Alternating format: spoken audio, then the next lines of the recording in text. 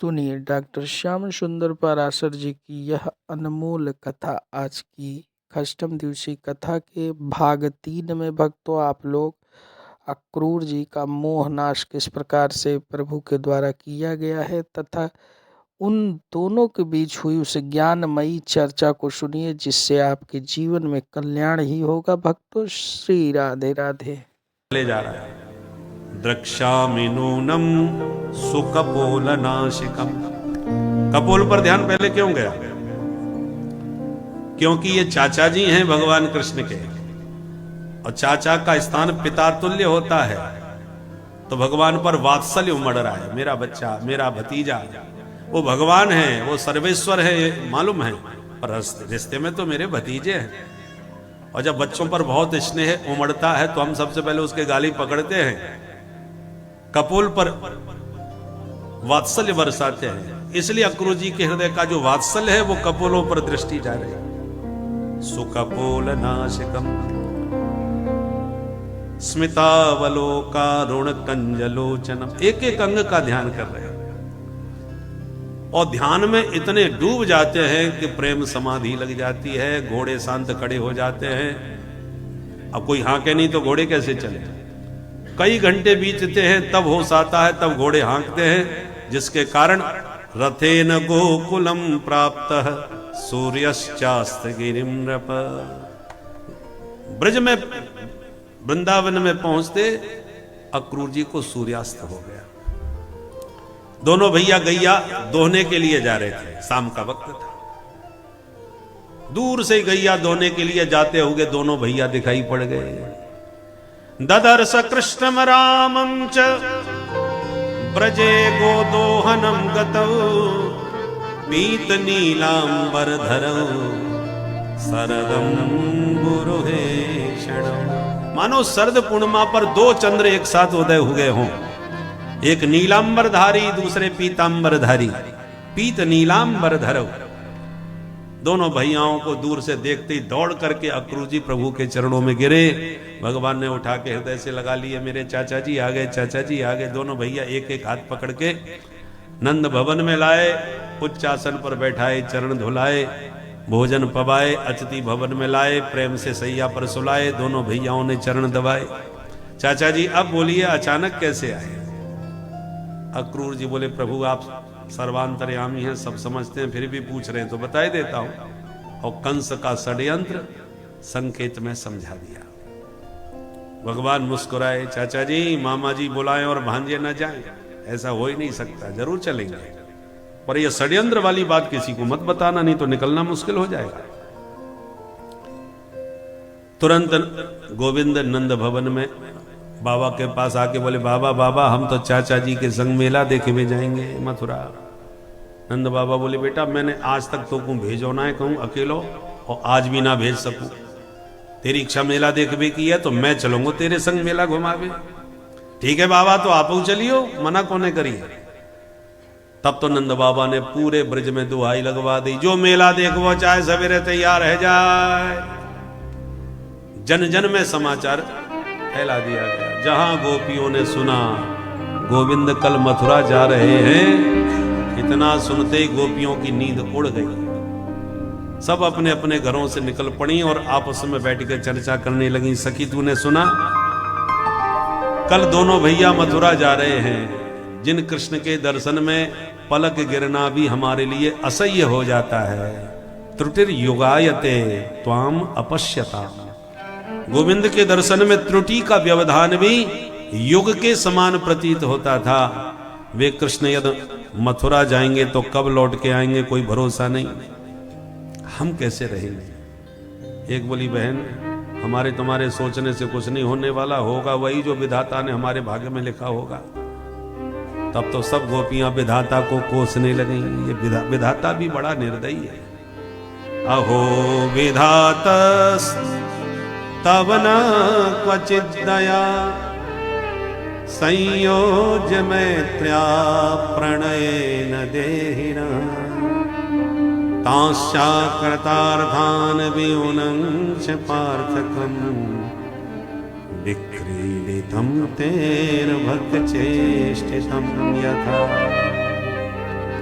अरे विधाता तू कितना निर्दयी है, कैसे कैसे विधान बनाता है।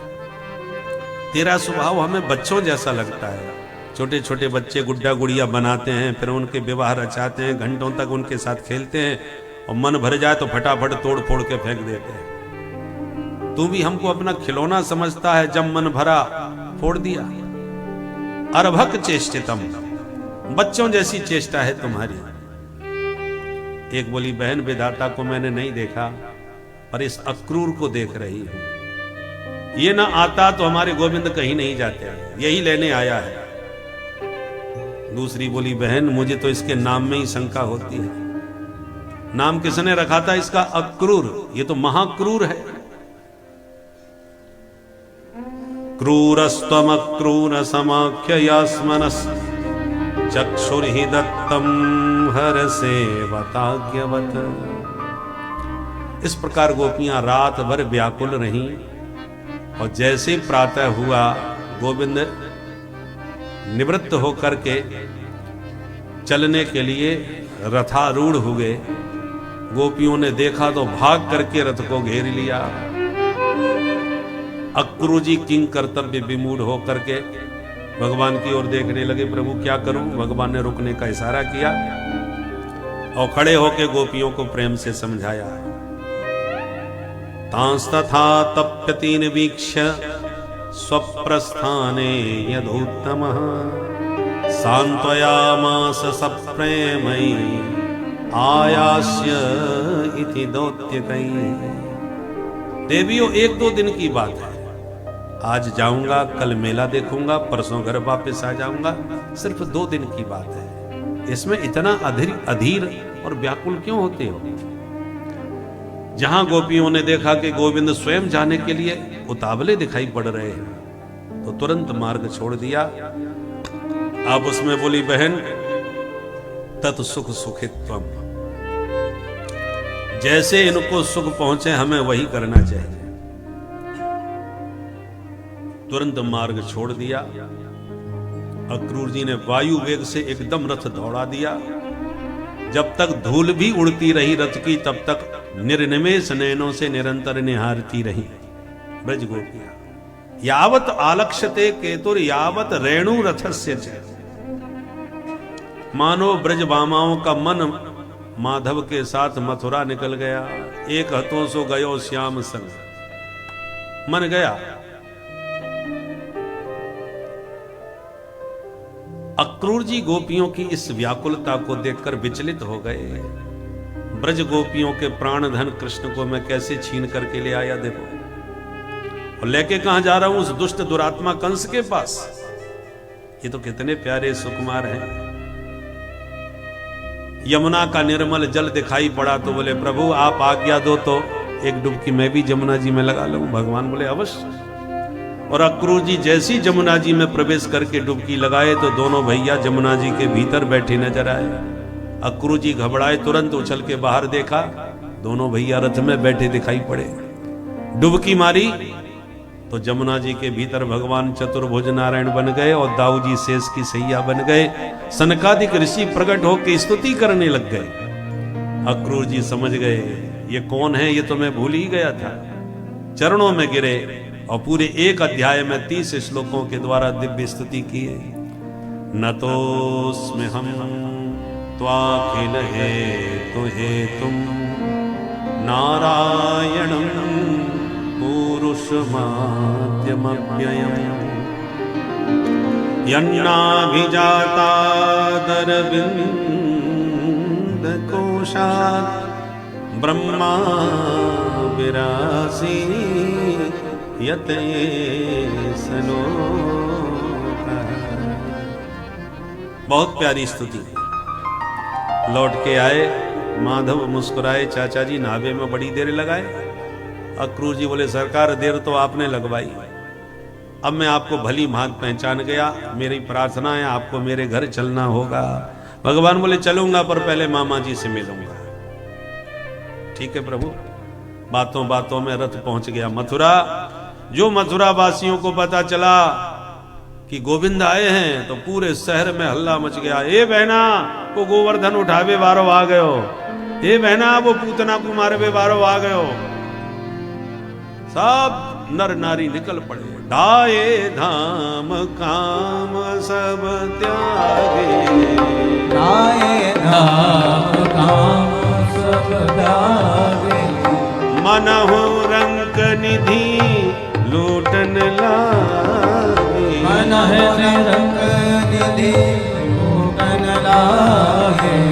ढाए धाम काम सब त्यागे, ढाए धाम काम सब त्यागे, ढाए धाम काम, धाम काम,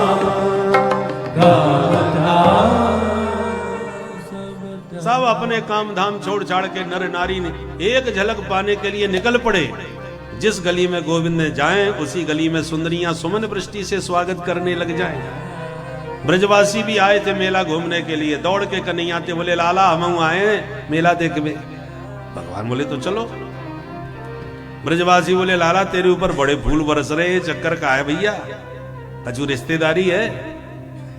ब्रज कन्हैया बोले तुम्हें खबर ना है, यहाँ के महाराज कंस है ना, खास मामा जी लगे मेरे, तो भांजे को स्वागत नहीं करवाएंगे का।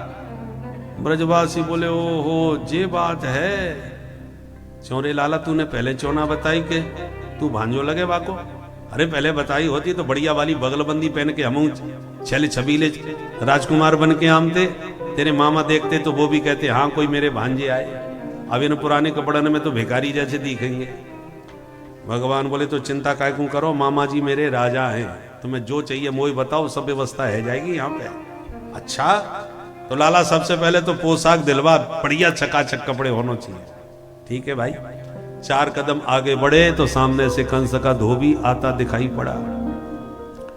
पास में जाके भगवान बोले मामा जी राम राम। धोबी चक्कर में पड़ गया, ये भांजा कौन आ गया। क्यों भाई, जानना पहचान मैं तेरा मेहमान, जबरदस्ती मामू बना दिया मेरे को, मैं तेरा मामा कैसे। भगवान बोले मेरो नाम कृष्ण कन्हैया, ये मेरे बड़े भैया माँ की सब सखा संघाती, महाराज कंस है ना वो मेरे मामा जी लगे। तो मामा के गांव के सबरे मामा या नाते आपू भाई मामा। धोबी बोला अच्छा अच्छा तो तेरा ही नाम कृष्ण है, मैंने भी बहुत सुन रखा है, जाओ मामा से मिलो, तैयार बैठे तुम्हारे स्वागत के लिए। भगवान बोले हम वहीं जा रहे हैं, पर जल्दी जल्दी में बढ़िया कपड़ा नहीं पहन पाए और तुम्हारी पोटली में बहुत बढ़िया बढ़िया दिख रहे ने, एक 2-4 जोड़ी आमे से हमें दो तो बढ़िया कपड़े पहन के बढ़िया ढंग से मिलेंगे ना मामा जी थे। सोई धोबी नाराज हो गया। ईदृशा नहीं वासांसी नित्यम गिरी बने चरा, जंगली कहीं के गमार ग्वारिया, महाराज के कपड़े ये तू पहनेगा। अब शब्दों का प्रयोग किया तो भगवान ने घुमा करके कान के नीचे एक थप्पड़ मारा तो रजकस्य कराग्रेण सिरह कायाद अपातयत। एक थप्पड़ में धोबी की गर्दन कट के दूर गिरी। बोल नंद के लाला की जय। ये दृश्य देख करके आसपास के लोग कांप गए, भैया या छोरा के हाथ में तलवार फिट है, थप्पड़ मारा गर्दन अलग। भगवान बोले ब्रजवासियों अब छांट लो अपने मन पसंद के कपड़ा, फिर मत बोलियो पोशाक ना मिली। तो पोटली खोल खोल के ब्रजवासी निकाले भी लगे, जाकू जो पसंद आया उसको निकाल के पहन लियो। पर कहां राजा कंस के कपड़े, कहां छोटे छोटे ग्वाला, पहन के जब चलवे लगे तो पूरी सड़क साफ होने लगी। ब्रजवासी बोले कन्हैया यहां में तो और बुरे भिखारी लग रहे, देख तो कहां तक लटक रहे। भगवान बोले अब ज्यादा ढीले हैं तो ने संभाल के ऊपर चलो, तो पकड़ के चले जा रहे हैं, ऐसे लग रहे हैं जैसे हैंगर से लटकाई दिए हो। दूर खड़े दर्जी ने यह दृश्य देखा तो दौड़ के आ गया, महाराज आप आज्ञा करो तो ये कपड़े ठीक कर दूं। भगवान बोले तेरो राम भलो करे। तो दर्जी ने फटाफट सबका नाप लेकर के फिट करके सबको सुव्यवस्थित पहना दिए। ब्रजवासी खुश होके बोले कन्हैया पूरे मेला में राजकुमार तो अब हम ही दिखेंगे। आनंद आ गया।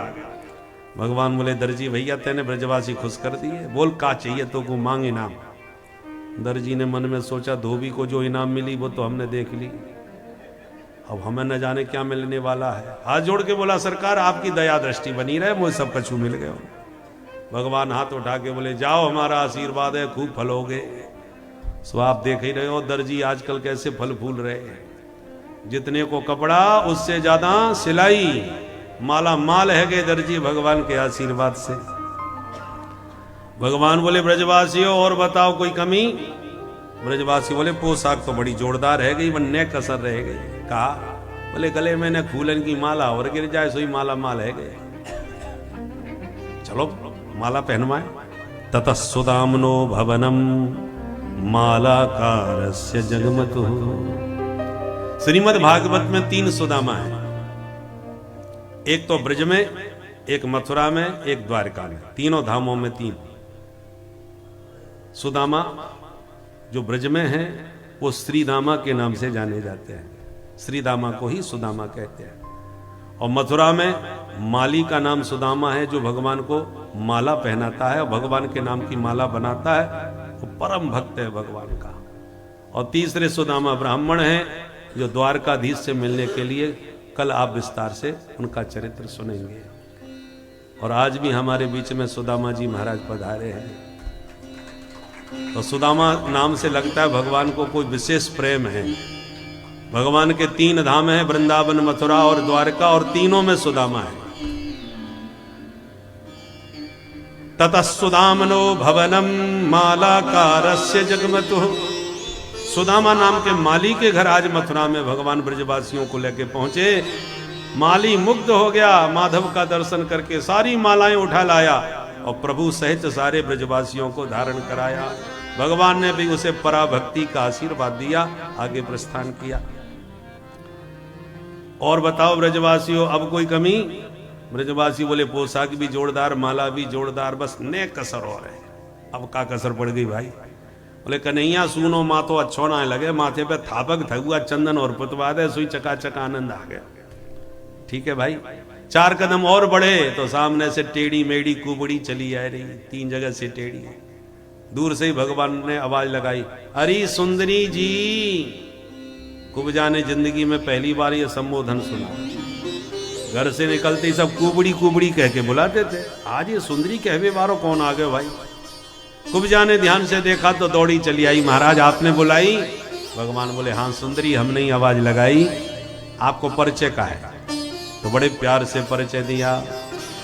दास्यास्मि हम सुंदर कंस सम्मता, त्रिवक्र नामायनुलेप कर्मणि, मदभावितं भोजपतेरति प्रियं, बिना पुण्यतमस्तदर्हति। महाराज मैं सैरंद्री हूं, कंस की दासी हूं, चंदन की सेवा करती हूं दरबार में। आज उन्हीं महाराज को चंदन देने जा रहे हूं। भगवान बोले सुंदरी वो हमारे मामा जी लगते हैं, उन्हें तो आप देती रहती हो, आज ये चंदन थोड़ा हमको लगा दो।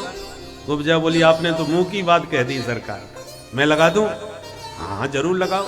कुब्जा ने बड़े प्यार से ठुमकते ठुमकते आई और भगवान के माथे पर चंदन लगाई। ब्रजवासी बोले हाँ देवी जी ने कितमाऊं। तो सारे ब्रजवासियों का माथा भी चंदन से लेप दिया और पूरा कटोरा साफ कर दिया। ब्रजवासी खुश है गए, लाला आनंद आ गया भैया, माँ तो ठंडो कर दियो, यानी कहा सुगंध मारे आके चंदन में, मन खुश कर दियो भाई। एक ब्रजवासी कन्हैया के कान में बोलो, चोरे लाला फ्री के चंदन घिस मेरे नंदन। वह बेचारी को सबरो चंदन पोत लियो, ले वो दे वो कछू ना है, कछू तो पुरस्कार दे, कितनी मेहनत से घिस के लाई होगी। भगवान बोले तो अभी ले। तुरंत भगवान कुब्जा के पास आए, उसके पैर के अंगूठे को अपने चरण के अंगूठे से दबाई लियो और एक हाथ थोड़ी के नीचे लगा लियो, दूसरो हाथ बाकी कमर में डाल लियो। दाऊ जी ने तो शर्म के मारे मुंह घुमा लियो। धीरे से बोले लाला ध्यान रखियो, ये अपनो वृंदावन ना है, मामा के घर में आए हैं। कन्हैया बोले दाऊ दादा मोए सब ध्यान है, चिंता मत करो, कोई गड़बड़ ना होगी। ब्रजवासी आंखें फाड़ के देखे हुए लगे, और कन्हैया का करे भैया, पर कछु है जा लाला, तेरी जोड़ी बहुत प्यारी लग रही है। तू भी 3 जगह से हमेशा टेढ़ो ही रहे और ये भी 3 जगह से टेढ़ी, बहुत बढ़िया बन गई जोड़ी। हंसने लगे सब सखा। पर हास्य परिहास में जब तक कोई कुछ समझ पाता तब तक कन्हैया ने एक झटका मार दिया और मुकुंद संस्पर्शना सद्यो बभूव प्रमदोत्तमा। एक झटके में उसके 3 कुबड़े गायब हो गए और एकदम छैल छबीली छोरी छम छम करके नाचने लग गई। बोल नंद के लाला की। भगवान ने कोई एक्यूप्रेशर का झटका मार दिया होगा तो शरीर के सारे विकार दूर हो गए। सब दंग रह गए, छोरा तो चमत्कारी है, एक झटका में जन्म की टेढ़ी सीधी कर दिया ने।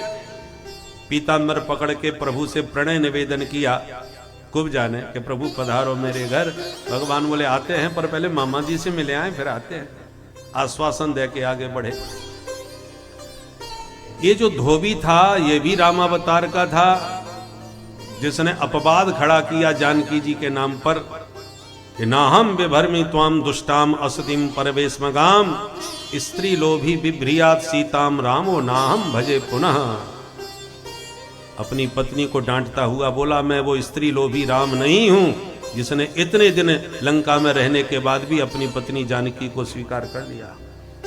मैं तुझे घर में नहीं घुसने दूंगा, ऐसे अपवाद खड़ा किया। उसी धोबी को आज का नहीं आने मार थप्पड़ ठीक कर दिया, दंड दिया। रामावतार में तो कुछ नहीं बोले थे, पर यहां उसकी अकल ठिकाने लगाई। ये दर्जी भी मिथिला का था। राम जी जब दूल्हा बन के गए तो दीवाना होकर के देख करके बोला मौका मिले तो इनका नाप ले लूं और बढ़िया पोशाक बना के पहनाऊं। बहुत धक्का मुक्की किया, बहुत कोशिश किया, पर विदेहराज जी के जमाई हैं, चक्रवर्ती सम्राट दशरथ के बेटा हैं, वहां तक पहुंच नहीं हो पाई। बेचारा धक्का खा के वापिस आ गया। पर अंतर्यामी प्रभु मन की बात जान गए कि चिंता मत कर, तेरा मनोरथ मिथिला में पूरा नहीं कर पाया तो मथुरा में जरूर करूंगा। इसलिए मथुरा में आज भगवान ने उस दर्जी का भी मनोरथ पूरा कर दिया जिसने सिल के वस्त्र पहनाए।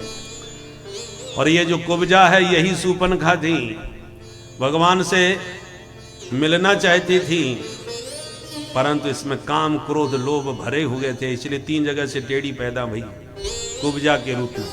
आज भगवान ने कृपा करके एक झटके में तीनों कुबड़े, तीनों विकार दूर कर दिए और निर्विकार करके भगवान अंत में इसके घर भी गए थे, इसका मनोरथ भी पूरा किया था। तो सूपनखा का मनोरथ आज कुब्जा के रूप में कन्हैया ने पूरा किया है। इसलिए जो काम रामावतार में नहीं कर पाए थे मर्यादा की सीमा में रहने के कारण, आज लीला पुरुषोत्तम कृष्ण के रूप में उन सबके मनोरथ भगवान ने पूर्ण किए हैं। अब तो जितने उद्योगपति व्यापारी थे बड़े बड़े मथुरा के, वो सब भगवान के प्रभाव से प्रभावित होकर के लौंग इलायची तांबूल खिला के उनका स्वागत करने लगे गली गली में। व्यापारियों का यही धर्म है, जिसके लक्षण सत्ता की ओर जाते नजर आवे उसी से राम राम करके जान पहचान बना लेना चाहिए। बोलो राधे राधे। इसलिए बणिक पथ पर व्यापारियों ने भगवान का भव्य स्वागत किया। भगवान आगे बढ़े। मथुरा के राजा कंस के सभागार में जब घुसने लगे और घुस करके देखा कि बड़ा विशाल एक धनुष रखा है सभा में, तो भगवान बोले दाऊ आप कहो तो मैं उठाऊं धनुष। बोले उठाओ, अपने मामा जी का ही तो है। सैनिक सुरक्षा में खड़े थे धनुष के। वो हंसते हुए बोले कल का बच्चा धनुष उठाएगा, ये महाराज का धनुष है, भगवान परशुराम जी ने दिया था। और देते समय महाराज से भी सावधान किया था कि इस धनुष को कोई तोड़ नहीं सकता, और जो धनुष को तोड़ेगा वो तुझको छोड़ नहीं सकता। इसलिए धनुष को बहुत सावधानी से सुरक्षा में रखता था कंस।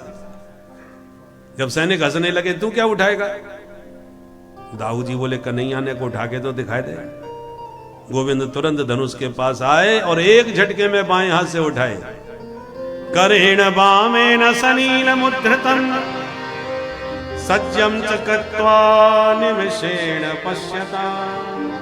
एक निमिष में बाम कर कंज से धनुष उठा के प्रत्यंचा चढ़ाई कि धड़ाम भयंकर शब्द हुआ, धनुष टूट गया, धरती हिल गई, कंस घबरा गया। ये क्या हुआ? सैनिकों ने भाग के खबर दी सरकार आपके भांजे ने धनुष तोड़ दिया।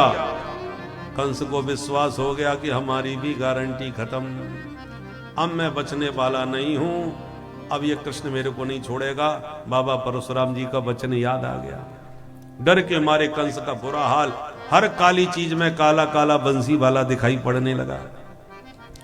रात्रि में भगवान ने विश्राम किया, दूसरे दिन सवेरा होने पर पुनः चल दिए। जैसे ही कंस की सभा में घुसने लगे तो कुबलिया पीढ़ हाथी खड़ा था। भगवान बोले महावत हाथी हटाओ। परंतु महावत ने अंकुश मारा, हाथी चिंघाड़ा, भगवान की ओर दौड़ा। भगवान ने एक मुक्का मारा, हाथी की आंखों में अंधेरा छा गया। लपक के दोनों दांत पकड़ के जोर का झटका मारा, हाथी के दांत कन्हैया के हाथ आ गए। दाऊ जी बोले लाला एक दांत इतकू फेंक। तो दोनों भैयाओं ने एक एक दांत लेके जो पिटाई करी तो हाथी महावत दोनों ही गोविंदाय नमो नमः। कन्हैया बोले दाऊ दादा जब दरवाजे में ही खटपट भई है तो भीतर भी गड़बड़ हो सकती है, खाली हाथ जाना ठीक नहीं, चलो दांत संग ही लेके चले। तो हाथी के दांत कंधे पे धर के चले। दरवाजे पर दृष्टि टिकी थी कंस की, जो भगवान कृष्ण को देखा कंस कांप गया, लगता है मेरे हाथी का कर दिया कल्याण। देखो प्रमाण पत्र लेके दोनों भैया खड़े। सभा के हजारों लोगों ने एक साथ प्रभु के दर्शन किए, पर सभी को भावना अनुसार भिन्न भिन्न दर्शन दिए। जिनके रही भावना जैसी, जिनके रही जैसी, प्रभु मूरति दिन की तैसी, प्रभु मूरति देखी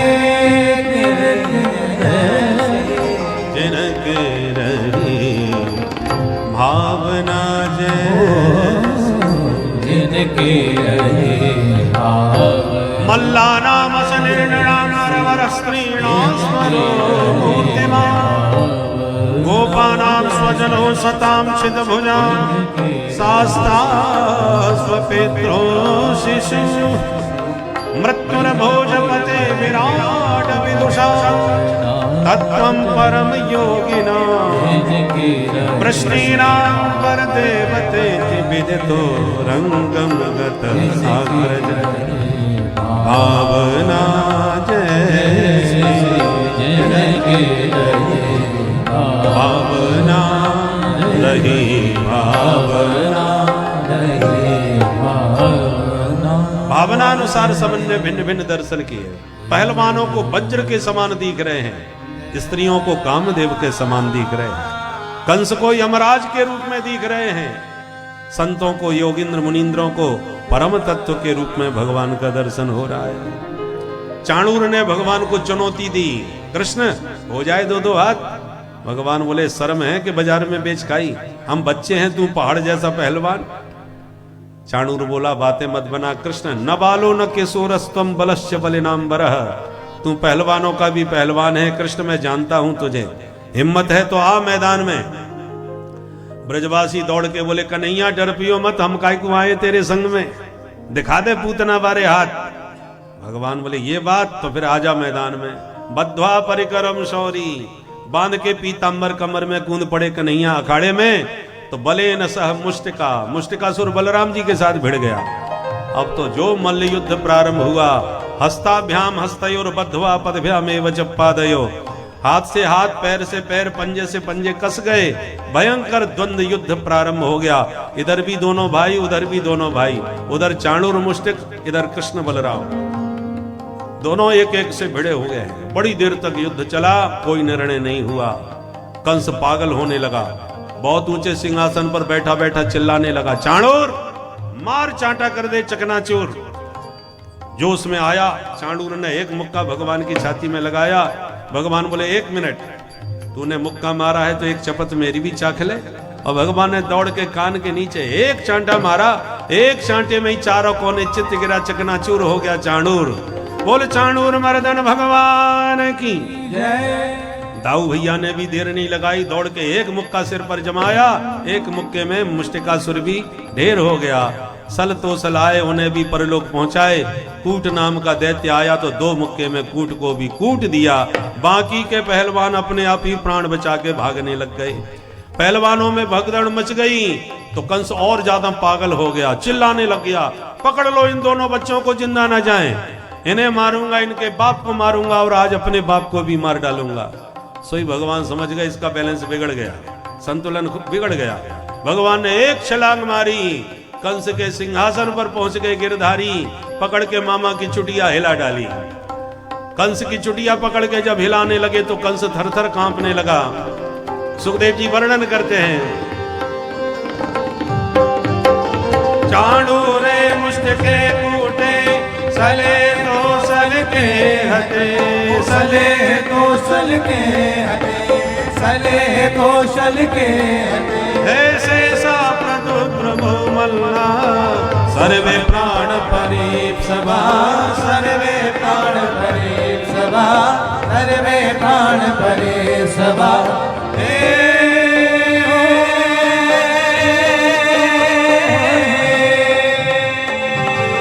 प्रक्रह्य कैसे सुचल किरीटम निपातिरं वो परितुंग मंचा, परितुंग मंचा, परितुंग मंचा। जय तस्योपरिष्टा स्वयं जनाभ पपात विश्वास आत्मतंत्र, पपात विश्वास आत्मतंत्र, पपात विश्वास आत्मतंत्र। एक धक्का मारा, चक्कर खा के धरती पर गिरा, विश्व भार लेके कंस की छाती पर गोविंद ने छलांग मारी। गिरते के साथ ही कंस के प्राण गोविंदाय नमो नमः। बोल कंस मर्दन भगवान की जय, भक्त वत्सल भगवान की जय। अब तो आतंकवादियों में हाहाकार मच गया और भक्तों में गोविंद का जय जयकार गूंजने लग गया। सारी सभा ने भगवान कृष्ण को जगतगुरु कृष्ण के रूप में स्वीकार कर लिया। वसुदेव सुतं देवं कंस चाणूर मर्दनम, देवकी परमानंदम कृष्णं वंदे जगद्गुरुम्। अब तो चारों ओर भगवान कृष्ण जगतगुरु कृष्ण के रूप में प्रतिष्ठित हो गए। बंदी गृह में जाके भगवान ने नाना उग्रसेन और माता पिता देवकी वसुदेव को बंधन मुक्त किया। मथुरा के सिंहासन पर महाराज उग्रसेन का अभिषेक कर दिया। नंद बाबा से मिलके समझा बुझा के ब्रजवासियों को वृंदावन वापस लौटा दिए और वसुदेव श्री गर्गाचार्य जी ने आकर के दोनों भैयाओं का शुभ मुहूर्त में जनेऊ संस्कार संपन्न किया। पढ़ने के लिए फिर दोनों भैया उज्जैन में आए। सांदीपनी महाराज के गुरुकुल में अध्ययन किया, सुदामा जी को मित्र बनाया और गुरु दक्षिणा में गुरु जी का मृत पुत्र ही यमलोक से पुनर्जीवित करके लाके गुरु दक्षिणा के रूप में भगवान ने सौंप दिया। लौट के जब आए मथुरा तो ब्रजवासियों की बहुत याद आने लगी, परंतु मिलने एक भी दिन नहीं गए। 14 साल तक रहे मथुरा पर एक दिन भी वृंदावन नहीं गए। पर ब्रजवासियों की बहुत याद आने लगी तो एक दिन भगवान ने अपने परम प्रिय सखा उद्धव जी को वृंदावन भेजा। कौन है उद्धव? वृष्णीनां प्रवरो मंत्री कृष्णस्य दयतः सखा शिष्यो बृहस्पते साक्षात् उद्धवो बुद्धिसत्तमः। भगवान के परम प्रिय सखा, यदुवंशियों के प्रधानमंत्री और देवगुरु बृहस्पति जी के कृपा पात्र शिष्य हैं उद्धव जी महाराज। प्रकांड विद्वान, परंतु ज्ञानी ज्ञानाभिमानी बन सकता है, इसलिए उसमें प्रेम का संपुट लगना बहुत जरूरी है। प्रभु को लगा उद्धव जी पढ़े लिखे तो बहुत हैं, परंतु सरस बिल्कुल नहीं है। और सरस रस से विहीन जो कोरा ज्ञानी होता है वही ज्ञानाभिमानी हो जाता है। पढ़ना लिखना बहुत जरूरी है, पर साक्षराः विपरीताश्चेत राक्षसा एव केवलम। साक्षरा उल्टा पढ़ दो तो राक्षसा। साक्षर व्यक्ति यदि विपरीत दिशा में चल पड़े, गलत दिशा पकड़ ले तो भयानक राक्षस बन सकता है। बड़े बड़े MBBS डॉक्टर भारत के पढ़े लिखे थे, कोई गंवार अशिक्षित नहीं थे, परंतु कितने भयानक राक्षस बन गए कि जो जीवन दाय, जिस पर लोग आंख मूंछ के भरोसा करते हैं, जो जीवन देने की शपथ लेते हैं, वो जीवन हरण करने वाले बन गए।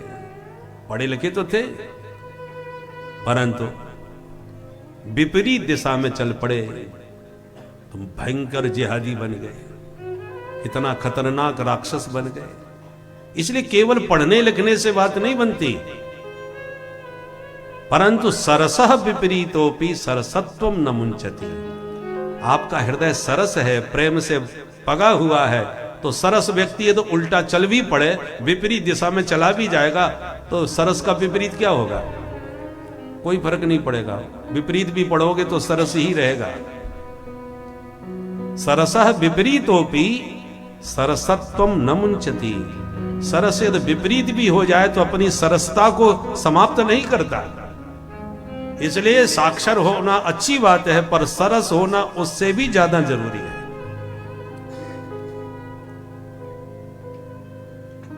इसलिए प्रभु को लगा उद्धव पढ़े लिखे बहुत हैं परंतु सरस बिल्कुल नहीं है, इसलिए प्रेम की पाठशाला में ब्रजांगनाओं के पास भगवान के एक भक्त उद्धव जी जो शुरू में कुछ अभिमान के कुचक्कर में फंसे हुए थे, भगवान ने उनके उस अभिमान को तोड़ने के लिए ही उन्हें गोपिकाओं के पास भेजा और जहाँ जाकर अक्रूर जी का समस्त पुस्तकीय ज्ञान फेल हुआ और उन्हें साक्षात प्रभु के ब्रह्म ज्ञान प्राप्त हुए, जिसके बाद अनन्य भक्ति की इच्छा के साथ वहाँ से वह प्रभु श्री कृष्ण के पास आते हैं, उनके चरणों में गिरकर उनसे क्षमा याचना करके सभी पापों का कल्याण करवाते हैं। इस प्रकार से इसमें यह भी देखा गया है कि प्रभु जब भी अपने भक्त को सही रास्ते पे लाते हुए उद्धार उसका कराना चाहते हैं तो शुरू में अपने भक्त को कुछ कष्ट देते हैं, लेकिन भक्त को इन कष्टों से मंझोरना नहीं चाहिए, परेशान नहीं होना चाहिए। सिर्फ ईश्वर में विश्वास करके उनकी भक्ति को करते रहना चाहिए भक्तों, जिससे प्रभु आपका कल्याण करें। श्री राधे राधे। जैसे पुष्प का पराग लेकर के भौरा उड़ जाता है, और इतने में एक भौरा आ गया जो राधा रानी के चरण कमलों पर मड़राने लगा। तब तो सभी गोपियां उस भौरे से ही बातें करने लगीं। इसी का नाम है भ्रमर गीत। गोपियां भौरे से कह रही हैं, मधुप के तब बंधो मास प्रशांति सपत्न्या। मधुप के तब बंधो मास प्रशांति सपत्न्या। उच विलोलित माला कुंकुम श्मश्रुभेना। उच विलोलित माला कुंकुम श्मश्रुभेना। बहत मधुपते स्तन्माननीना प्रसादम्। भवत मधुपते स्तन्माननीना प्रसादम्। यदु सदसि विडम्ब्यं यस्य दूतस्त्वमेतत्। यदु सदसि विडम्ब्यं यस्य दूतस्त्वमेतत्। मधुप के तब बंधो। मधुप के तब बंधो। मधुप के तब बंधो। बहुत प्यारा गीत गोपियों ने उस भौरे के माध्यम से गाया। अरे मधुप कितब बंधो, तू भी उस कपटी का भेजा हुआ है। अंघ्रिम मास प्रशा, हमारे चरणों से हाथ मत लगा, काले सब कपटी होते हैं, तू भी काला। तेरे भी सारे लक्षण उसी से मिलते जुलते हैं। भौरे से तन्मयता के साथ गोपियां बातें कर रही हैं। उद्धव जी खड़े खड़े देख रहे हैं और सुन रहे हैं। उद्धव जी दंग रह गए। जिन गोपियों को मैं गंवार समझता था, अशिक्षित अनपढ़ मान करके आया था, ये तो सब कुछ जानती हैं। ये तो हर श्यामलता में अपने मुरलीधर घनश्याम को ही देखती हैं। उद्धव जी ने ब्रज गोपियों को समझाने का बहुत प्रयास किया। देवी और निर्गुण निराकार ब्रह्म में मन लगाओ, कभी कृष्ण का वियोग तुम्हें नहीं होगा। तब गोपियां बोली, उद्धव तुम वेदांत का प्रवचन देने आए हो हमें? उद्धव तुम हमको आकर ये सुना रहे किसका संदेश, भुला रहे क्यों मिथ्या कह कर, प्रियतम कहाँ गए परदेश। उद्धव तुम किसका संदेश लाए हो? हमारे प्रियतम तो देखो वो खड़े हैं सामने, जित देखो तित श्याममयी है। श्याम कुंज बन जमुना श्यामा, श्याम गगन घन घटा छई है। सब रंगन में श्याम तई है, लोग कहते यह बात नई है। मैं बोरी की लोगन ही की श्याम पुतरिया बदल गई है। श्रुति को अक्षर श्याम देखियत, दीप शिखा पर श्याम तई है। नर देवन की कौन कथा है, अलख ब्रह्म छवि श्याममयी है। जित देखो तित श्याममयी है। गोपियों के इस प्रेमोन्माद को देखकर उद्धव जी इतने प्रेम में डूब गए, इतने सुध बुध खो गए कि 6 महीने तक उद्धव जी को होश नहीं रहा, हम क्यों आए हैं, कहां आए हैं। उवास कतचिन मासान, 6 महीने तक रुके वृंदावन। जब होश आया, अरे मुझे तो लौट के प्रभु को संदेश भी देना है इन गोपियों का। तब ब्रज की रज को माथे से लगा के उद्धव जी कहते हैं, आसाम हो चरण रेणु जो साम हम श्याम, वृंदावनेकमपि गुल्मलतौ सदीना। हे विधाता, जन्म जन्मांतर में जो भी मैंने पुण्य किए हो सबका फल एक ही मांगूंगा कि जब भी मेरा जन्म हो तो श्री धाम वृंदावन में हो। भले ही गुलमलता औषधि घास जो चाहो सो बनाओ, और बनाना वृंदावन धाम में। ऐसे ब्रज के प्रेम में पगे उद्धव 6 महीने बाद जब मथुरा पहुंचे वापस, भगवान बोले आओ ज्ञानी जी महाराज। ऐसा प्रवचन सुनाए कि 6 महीने का समय लगा दिया। उद्धव जी बोले बात मत करो, तुम कितने निष्ठुर निर्दयी हो, ये आज मुझे पता चला है।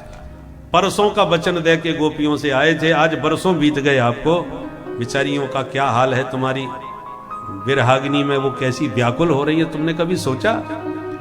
अब प्रभु समझ गए कि उद्धव पर पूरा रंग चढ़ा हुआ है ब्रज का, तो गले लगा करके दिव्य दृष्टि उद्धव जी को दे करके अलौकिक वृंदावन का प्रभु ने दर्शन उद्धव जी को कराया, जो इन चर्म चक्षुओं से नहीं देखा जा सकता। अदृश्यन चर्म चक्षुषा। और भगवान ने समझाया, उद्धव राधा रानी मेरी आत्मा है, गोपियां मेरी प्राण हैं, मैं उनसे पृथक हो ही नहीं सकता। केवल ये बाह्य लीला में हम वियोग जैसा प्रतीत होता है, अंतर लीला में मैं सदा सदा उनके साथ हूं। वृंदावनम परित्यज्य पाद में कम न गच्छति, मैं वृंदावन से बाहर कभी जाता ही नहीं। ऐसे प्रेम में रंगे उद्धव को लेकर भगवान एक दिन कुब्जा के घर गए, एक दिन अक्रूर जी के आंगन को भी पावन बनाए। इसके साथ ही 10वां स्कंध पूर्वार्ध 49 अध्याय संपन्न हुए। 10वां स्कंध में 90 अध्याय है, इसलिए 2 भाग कर दिए, पूर्वार्ध उत्तरार्ध। 50वें अध्याय से उत्तरार्ध प्रारंभ होता है, जिस उत्तरार्ध में वर्णन है कि जरासंध जो कंस का ससुर था, कंस के मरने पर उसकी दोनों बेटी विधवा हो गई, अस्थि और प्राप्ति। तो उसने मथुरा पर 17 बार हमला किया बदला लेने के लिए, और भगवान ने उसे हरा के भगा दिया। 18वां हमला करने वाला था, तब तक कालेवन ने हमला कर दिया। भगवान उसे दौड़ा के ले गए और मुचकुंद महाराज की दृष्टि से कालेवन को भस्म करवाया। लौट के मथुरा आए, तब तक जरासंध ने हमला कर दिया, तो भगवान रणछोर बन के मथुरा से भाग गए और सागर के बीच दिव्य द्वारकापुरी बसा के भगवान द्वारकाधीश हो गए। बोले द्वारकाधीश की। अब इस कथा को आध्यात्मिक दृष्टि से देखें तो ये मानवपुरी भी मथुरापुरी है, और इसमें भी 50वां अध्याय लगते ही जरासंध के हमले चालू हो जाते हैं। जरा माने बुढ़ापा, बुढ़ापे के हमले कब चालू होते हैं? 50 साल के बाद, उत्तरार्ध में ही चालू होते हैं। भगवान ने 17 बार जरासंध को हराया, तो हम भी च्यवनप्राश खाए के, कपाल भाती करके, अनुलोम विलोम करके इस बुढ़ापे के जरासंध से खूब लड़ते हैं, और ये पीछा छोड़ता नहीं हमारा। अंत में 18वां हमला जब हुआ तो कालेवन ने भी साथ में हमला कर दिया, तो फिर भगवान को भी मथुरा खाली करके भागना पड़ा और एक नया शहर द्वारकापुरी बसाना पड़ा। उसी प्रकार जब बुढ़ापे के साथ काल का हमला होगा तो हमको भी ये शहर खाली करके जाना ही पड़ेगा, और इस शरीर के शहर को छोड़कर हम कोई दूसरा शहर बसा लेंगे। वासांसि जीर्णानि यथा विहाय नवानि गृह्णाति नरो पराणि।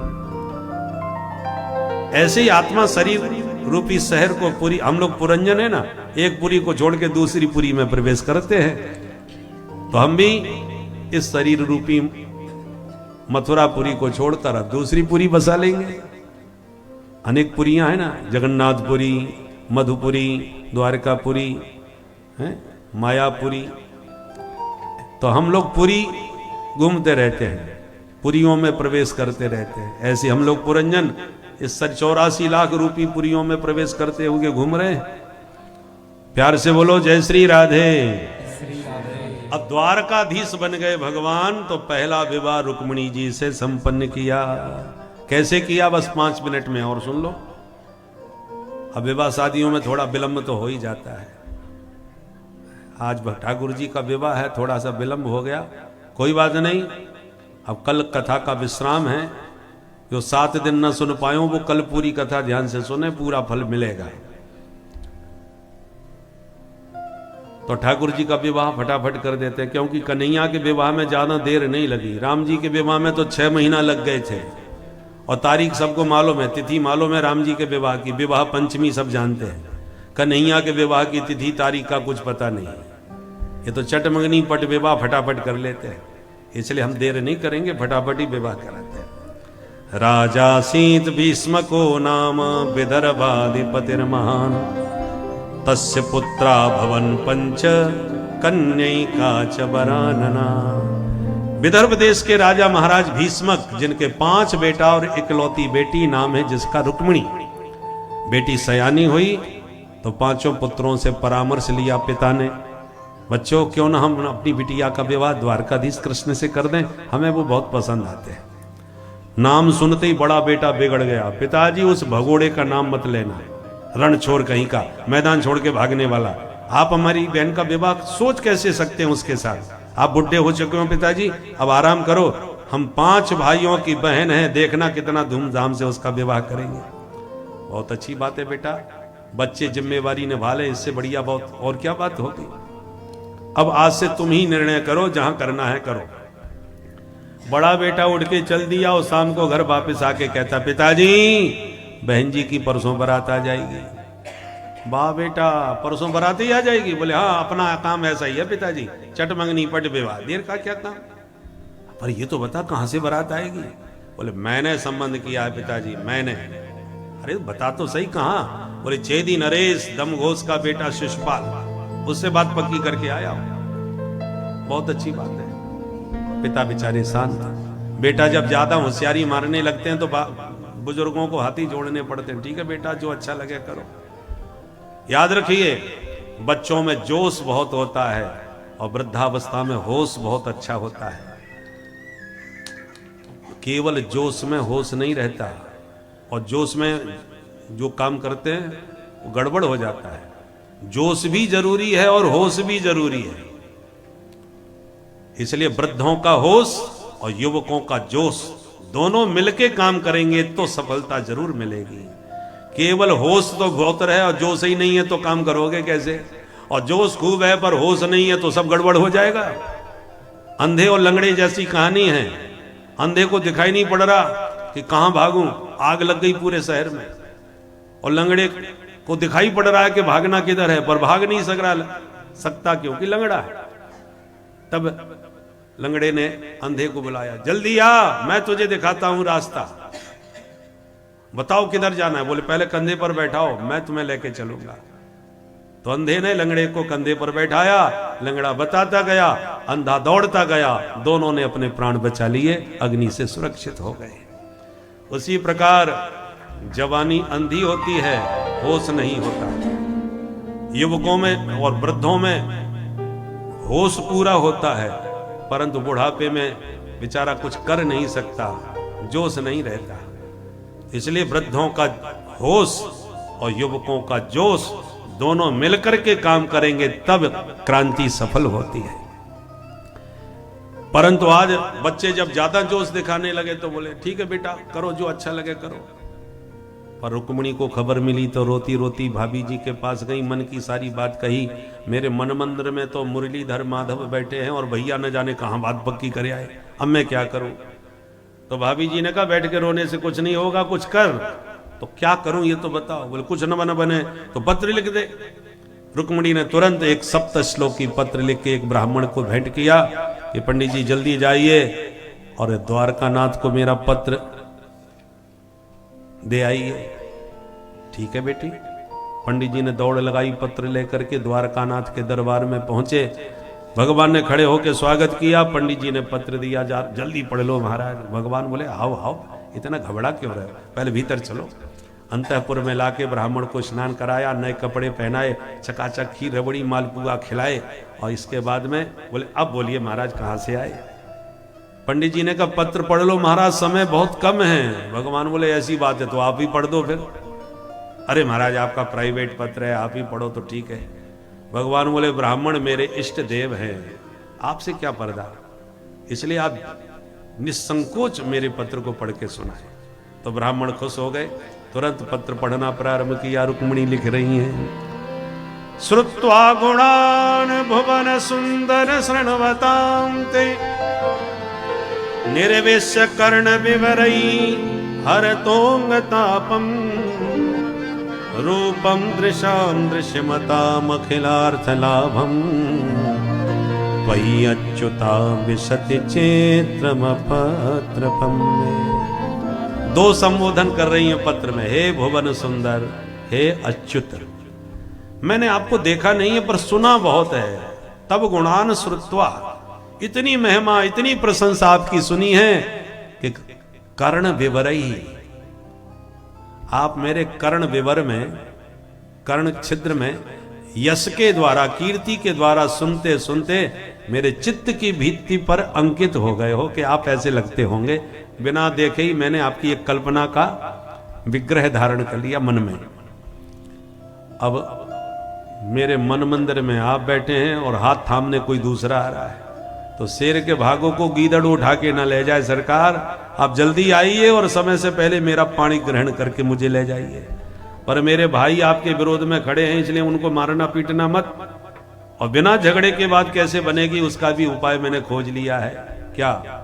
पूर्वेद्युरस्त महती कुल देवी यात्रा यश्याम बहिर्नव वधू गिरिजामुपेया। मैं गिरिजा पूजन के लिए विवाह पूर्व माता पूजने जाऊंगी मंदिर में, जो नगर के बाहर है।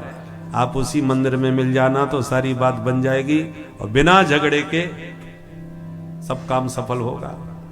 कदाचित आप समय पर नहीं पहुंचे तो 100 जन्म भविष्यात्, मैं 100 जन्म लूंगी, पर विवाह मेरा होगा तो केवल आपके साथ, आपकी रुक्मिणी। पत्र सुन के माधव मुस्कुराते होंगे, बोले ब्राह्मण देवता जो हालत रुक्मिणी की है वही हमारी भी है। अच्छा आपकी हालत क्या है हमें भी सुनाओ। भगवान कहते हैं तथा अहम अपि तच्चित्तो निद्राम च न लभे निशि। मेरा भी चित्त उनके चिंतन में निमग्न है। मैंने भी उनकी प्रशंसा इतनी सुनी है कि उनके बारे में सुनते सुनते कई दिनों से मैं उन्हीं के चिंतन में डूबा रहता हूं। 5 दिन से तो रात का जागरण हो रहा है, नींद ही नहीं आती। निद्राम च न लभे निशि। तो ब्राह्मण मुस्कुरा दिए, बोले महाराज जब ऐसी बात है तो फिर देर क्यों कर रहे हो, जल्दी चलो ना। भगवान ने तुरंत रथ तैयार किया, ब्राह्मण को बैठाया और जो चाबुक घुमाया घोड़े दौड़े और दाऊ जी ने देख लिए। अरे कन्हैया कहां चले भैया, तब तक तो रथ गायब। अब दाऊ जी चिंता में पड़ गए कि कन्हैया आज तक मेरे से पूछे बिना कहीं नहीं गया, ये पहली बार है जो मुझे बताए बिना चुपचाप भाग रहा है, कुछ तो गड़बड़ है। जब सेवकों से समाचार मिला और जब उन्होंने कहा कुंडनपुर के पंडित जी पत्र लाए थे, उन्हीं के साथ गए हैं। सोई दाऊ जी का माथा ठनका। कुंडनपुर की राजकुमारी का परसों विवाह है ये तो हमको पता है, पर वहां से निमंत्रण कार्ड कोई नहीं आया है। तो बिना निमंत्रण के ये वहां क्यों जा रहा है, कुछ गड़बड़ जरूर है। तुरंत दाऊ जी ने हल मूसल उठाए, सारी सेना साथ में ली और दाऊ जी ने पीछे पीछे दौड़ लगा दी। कन्हैया पहुंच गए प्रातःकाल कुंडनपुर में, विदर्भ देश। पंडित जी से जाते बोले, पंडित जी आप जाइए, रुक्मिणी को समझाइए, हम मंदिर में ही तैयार मिलेंगे, वो घबराएं बिल्कुल नहीं। तुरंत ब्राह्मण रथ से उतर के पैदल ही रुक्मिणी के महल की ओर डंडा घुमाते चल दिए। और इधर खबर मिली पूरे नगर में कि बारात आ गई, बारात आ गई, दूल्हा आ गया, चलो बहन देखें दूल्हा कैसा है। शिशुपाल बारात लेके पहुंच गया बैंडबाजी के साथ। तो सखियां दौड़ी दूल्हा को देखने, और रुक्मिणी समाचार सुन के घबरा गई। हे भोले बाबा, मैंने बहुत सोमवार के व्रत किए हैं, आज भी सोमवार है, आपके खूब रुद्राभिषेक करूंगी, खूब सोमवार के व्रत रखूंगी, आज मुझे सारे पुण्यों का फल प्रदान कर दीजिए। दुर्भगाया न मे दाता नानुकूलो महेश्वर, देवी वा विमुखा गौरी रुद्राणी गिरिजा सती।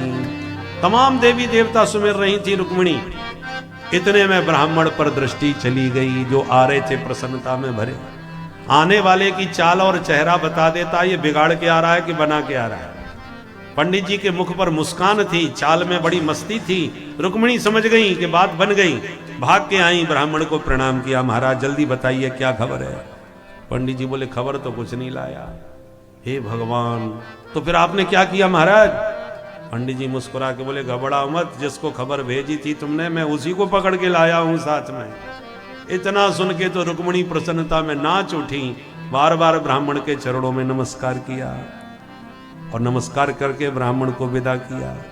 ब्राह्मणों को तो बस यही कार मिली है, एक नमस्कार। नमस्कार कर दो, ब्राह्मण गदगद और प्रसन्न हो जाता है तुरंत। बोलो राधे राधे। राधे राधे। परंतु रुक्मिणी साधारण स्त्री नहीं है, साक्षात महालक्ष्मी है, लक्ष्मी जी का अवतार है। लक्ष्मी जी ब्राह्मणों से बहुत रूठी हुई थी। क्यों? एक ब्राह्मण ने लक्ष्मी जी के सामने नारायण की छाती में लात मारी। इतनी नाराज हो गई लक्ष्मी जी के ब्राह्मणों को इतना सिर चढ़ा दिया, मेरे सामने मेरे पति को लात मारी, मेरा भी नाम नहीं जो इनको भिखमंगानी बना दिया। तो ब्राह्मणों के घर से लक्ष्मी भाग गई और ब्राह्मण बेचारे भिक्षुक हो गए। ब्राह्मण को धन केवल भिक्षा। पर आज ब्राह्मण ने भागा दौड़ी करके रुक्मिणी का पत्र नारायण को ला करके लक्ष्मी जी से मिलाने में पूरी अहम भूमिका निभाई। तब से लक्ष्मी स्वरूपा रुक्मिणी ब्राह्मणों के चरणों में नतमस्तक हो गई, उनकी ऋणियां बन गई, और तब से ब्राह्मणों के ऊपर लक्ष्मी जी की भरपूर कृपा है। बोलो राधे राधे। राधे राधे। कितना भी कोई आरक्षण करा दो, चाहे जितना भी आप कानून पास कर दो, पर ब्राह्मणों की जो प्रतिभा है, मेधा है, उसकी बराबरी कोई नहीं कर सकता। बोलो राधे राधे। इतने आरक्षण के बाद भी, इतने प्रतिबंधों के बाद भी आईएएस अधिकारियों में और प्रतिभा में ब्राह्मण आगे आगे नजर आते हैं। ये ब्राह्मणों की शक्ति, मेधा है, लक्ष्मी जी की कृपा है। तो ब्राह्मण को तो विदा किया, रुक्मिणी ने 16 श्रृंगार किया और सखियों के साथ मंगल गीत गाती मंदिर में पहुंच गई। इधर गुप्तचर विभाग ने शिशुपाल को जनवास्य में खबर दी, सरकार आपके विवाह में खतरा। कैसा? बोले नगर के बाहर हमने द्वारकाधीश कृष्ण को खड़ा देखा। तो क्या हो गया? अरे महाराज क्या नहीं हो गया, हमें समाचार मिला है कन्या पक्ष ने उसको निमंत्रण नहीं दिया था, वो आपके साथ बारात में भी नहीं आया। प्रश्न उठता है, ना घर आती है ना बराती है, तो आने की जरूरत क्या है इसे? प्रयोजन मनुद्देश्य मंदोपि न प्रवर्तते। बिना प्रयोजन के मूर्ख से मूर्ख व्यक्ति भी कहीं नहीं जाता, तो ये बिना निमंत्रण के क्यों आया है? हमें ऐसी संभावना लग रही है सरकार, कहीं आपको यहां से बिना दुल्हन के ना लौटना पड़े। इतना सुनते ही मूड खराब हो गया शिशुपाल का। भाई ऐसा हो गया तो मैं तो मुंह दिखाने लायक नहीं रहूंगा। सारे बाराती अस्त्र लेकर के खड़े हो गए। महाराज बिल्कुल निश्चिंत रहिए, हम सब संभाल लेंगे। और बारात सब दौड़ पड़ी, जितने भी उसके वीर सैनिक थे सब भागे, और जिस मंदिर में रुक्मिणी पूजा कर रही थी उस मंदिर को सुरक्षा घेरे में ले लिया। मंदिर के भीतर रुक्मिणी ने मंत्र पढ़ पढ़ के मैया को मनाया। नमस्ये त्वाम्बिके भीक्षणम स्वसंतानयुतां शिवाम भूयात् पतिर्मे भगवान कृष्णस्तदनुमोदताम। ये बहुत सुंदर मंत्र है भागवत का। मां के दरबार में इस मंत्र का जाप करने से कन्या का शीघ्र विवाह होता है और सुंदर वर की प्राप्ति होती है। रुक्मिणी ने यह मंत्र जपा, मां ने आशीर्वाद दिया और रुक्मिणी आशीर्वाद लेके जैसी सखियों के साथ मंदिर के बाहर आई, बाहर आते ही हजारों सैनिकों की विशाल भीड़ देखी, घेराबंदी देखी, रुक्मिणी कांप गई। हे भगवान, मैंने पत्र में लिख दिया था कोई नहीं होगा मंदिर में, यहां इतनी सेना खड़ी है, अब क्या होगा। और सबसे बड़ा संकट यह है कि जिसको पत्र लिखा था मैंने उनको भी कभी नहीं देखा। वो मेरे सामने आएंगे तो कैसे पहचानूंगी कि कौन है इनमें द्वारकाधीश। पहचाना उसे जाता है जिसे पहले देखा भी हो, मैंने तो सुना है, देखा तो नहीं है। अब भीड़ में मैं कैसे मानूं कि कौन है वो जिनको मैंने पत्र लिखा था। पर मुझे भरोसा, पहचान तो लूंगी। उनकी प्रतिभा, उनकी प्रशंसा बहुत सुनी है मैंने। और सैनिक चारों तरफ से घेर के खड़े थे। उन्होंने जब रुक्मिणी का मुख कमल देखा, सब अपनी सुध बुध खो गए। इतनी परम सुंदरी महालक्ष्मी रुक्मिणी का रूप सौंदर्य। कोई उनके मुख कमल को निहार रहा है, कोई उनके घुंघराले केशों का वर्णन कर रहा है, कोई उनकी चाल का वर्णन कर रहा है। दूर खड़े द्वारकाधीश देखते ही समझ गए रुक्मिणी भयाक्रांत हैं, नहीं ज्यादा न घबरा जाए। काबर साजब कृषि सुखानी।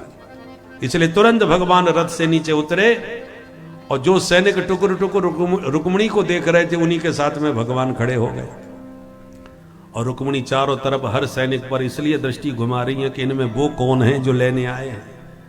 और जिस सैनिक पर जिज्ञासा भरी दृष्टि से रुक्मिणी थोड़ा ध्यान से देखने लगती है, कहीं ये तो नहीं, वही सैनिक समझ बैठता है हम भी किसी से कम नहीं।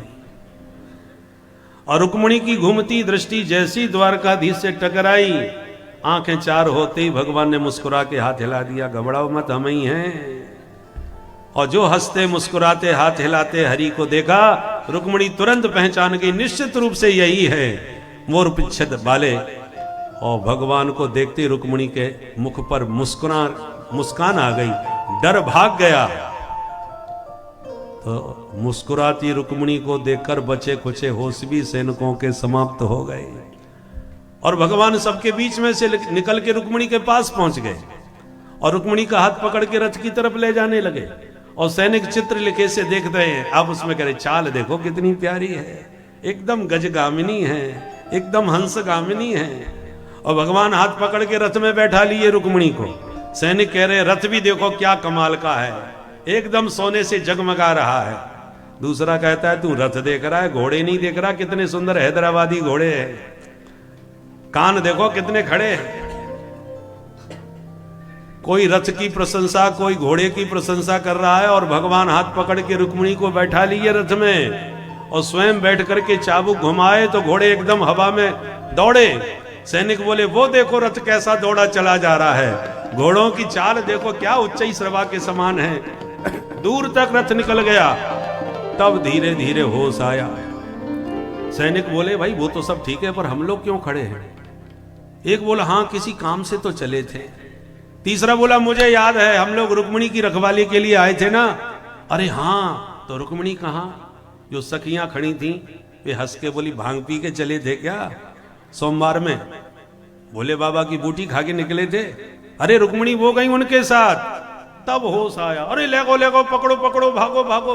पीछा किया भगवान का, ए भगोड़े कहां भागता है, खड़ा रहे। भगवान ने तुरंत रथ मोड़ लिया, युद्ध के लिए तैयार भी हो गए। सैनिकों ने घेराबंदी चालू की, तब तक दूर से आवाज सुनाई पड़ी, बोल द्वारकाधीश की जय। सुन के भगवान भी चौंक गए, ये हमारी जय किसने लगाई। पीछे मुड़ के देखा तो दाऊ दादा हल मूसल लिए भागे चले आ रहे थे। भगवान ने दौड़ के प्रणाम किया, अरे दाऊ भैया आप। दाऊ जी मुस्कुरा के बोले लाला हम जानते थे तुम क्या लीला करोगे, इसलिए हम पूरी तैयारी के साथ आए हैं। अब बहू को लेके घर चलो, हम इनका स्वागत करके तुम्हारे पीछे पीछे आ रहे हैं। भगवान तो रुक्मिणी के साथ 9-2-11 हो लिए। दाऊ जी ने हल मूसल उठा लिए। जो सैनिक आगे बढ़ा हल से सिर पकड़ के एक मूसल मसक दिया, हजारों सैनिकों के सिर फूट गए, सारे सैनिक प्राण बचा के भाग गए।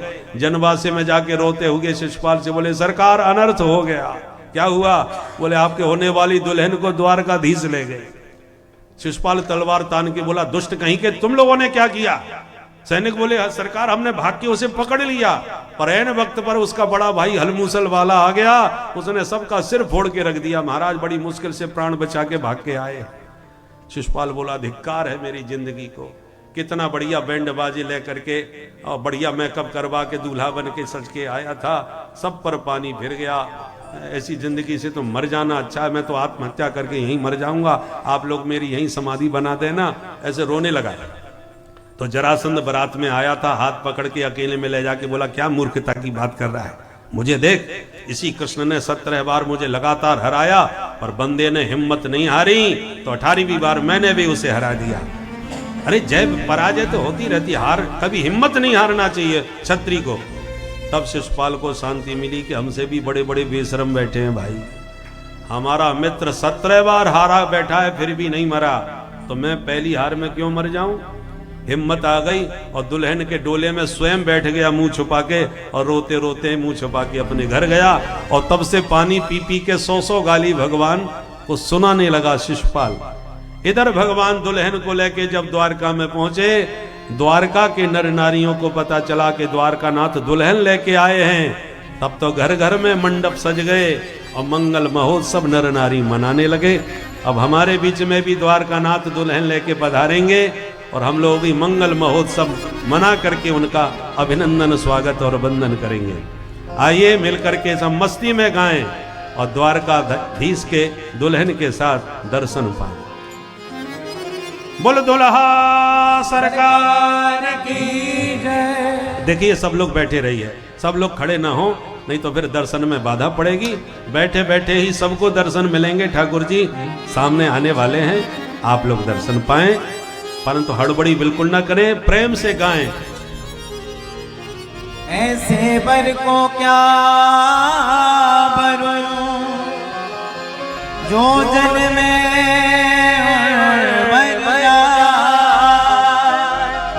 बर बरी गोपाल जी जुड़ लो अमर जा। आओ मेरी सखियों मुझे मेहंदी लगा दो, आओ मेरी सखियों मुझे मेहंदी लगा दो, मेहंदी लगा दो मुझे ऐसी सजा दो, मेहंदी लगा दो मुझे ऐसे सजा दो, मुझे श्याम सुंदर के दुल्हन बना दो, मुझे श्याम सुंदर के दुल्हन बना दो, मुझे श्याम सुंदर के दुल्हन बना दो, मुझे श्याम सुंदर की दुल्हन बना दो। अरे आओ मेरी सखियों मुझे मेहंदी लगा दो, आओ मेरी सखियों मुझे मेहंदी लगा दो, मेहंदी लगा दो मुझे ऐसे सजा दो, मेहंदी लगा दो मुझे ऐसे सजा दो, मुझे श्याम सुंदर के दुल्हन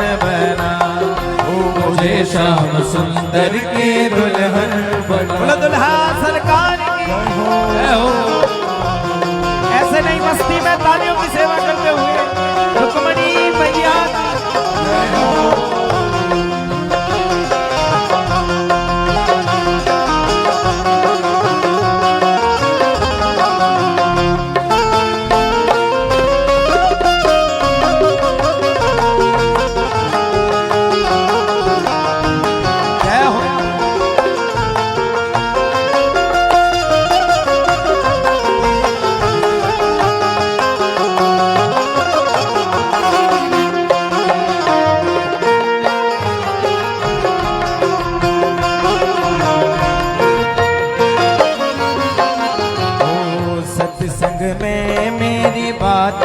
चलाए सत्संग में मेरी बात चलाए, ओ सतगुरु ने मेरी कीनी रे सगाए, सतगुरु ने मेरे के निरय सगाए। अरे उनको बुला के हथ ले बातों करा दो, उनको बुला के हथ ले बातों करा दो, मुझे श्याम सुंदर की दुल्हन बना, मुझे श्याम सुंदर की दुल्हन बना।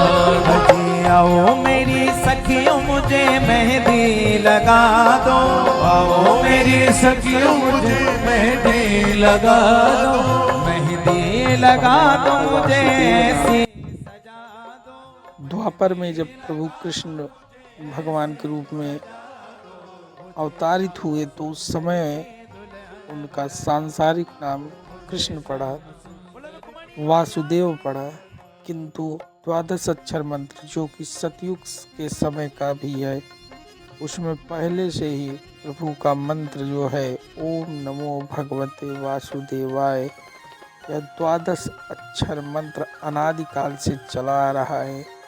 और आज प्रभु की कृपा को देखते हुए जो जिस भाव से प्रभु के इस मंत्र का जाप करता है, प्रभु उसी भाव में उसका पूर्ण रूपेण कल्याण करते हैं तथा उसे हर विघ्न बाधाओं से प्रभु बचाते भी हैं भक्तों। तो इस कथा को ऐसे सुनते रहे भक्तों। श्री राधे राधे। भक्ति का सुरमा मैं आँख में लगाऊंगी, भक्ति का सुरमा मैं आँखों में लगाऊंगी, ओ भक्ति का सुरमा मैं आँख में लगाऊंगी, भक्ति का सुरमा मैं आँखों में लगाऊंगी। हाँ दुनिया से नाता तोड़ उनकी हो जाऊंगी, दुनिया से नाता तोड़ उनकी हो।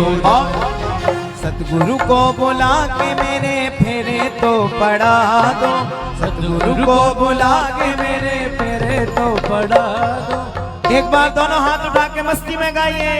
हो मोहे अपनी ही, हो मोहे अपनी ही, मोहे अपनी ही दुल्हन बना दे, शाम तेरी दीवानी हुई मैं, मोहे दुल्हन बना दे, शाम तेरी दीवानी हुई। दीवानी दीवानी मैं दीवानी, ओ दीवानी मैं दीवानी दीवानी दीवानी, मैं दीवानी दीवानी दीवानी। मोहे अपनी हो मोहे अपनी, हो मोहे अपनी ही दुल्हन बना दे, शाम तेरी दीवानी हुई मैं, मुझे अपनी दुल्हन मस्ती में गाइए। शाम तेरी दीवानी हुई।